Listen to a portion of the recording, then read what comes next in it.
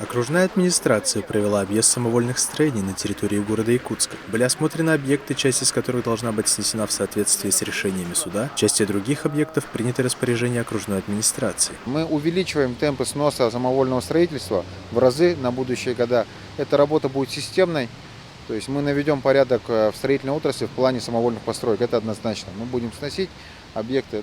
Мы для себя фиксируем то, что есть объекты, которые по праву аренды берут земельный участок на нестационарный объект и строят объекты капитального строительства, подключаются к сетям. Есть объекты, которые строятся в охранных зонах, на чужой земле, значит, на муниципальной земле, без всяких разрешительных документаций. Мы будем их сносить. На сегодняшний день в реестре самовольных построек числится более 40 объектов, из которых во время объезда были осмотрены такие, как незаконный пристрой к 4-квартирному жилому дому в Вилюйском переулке, в котором расположился магазин по продаже надгробных плит.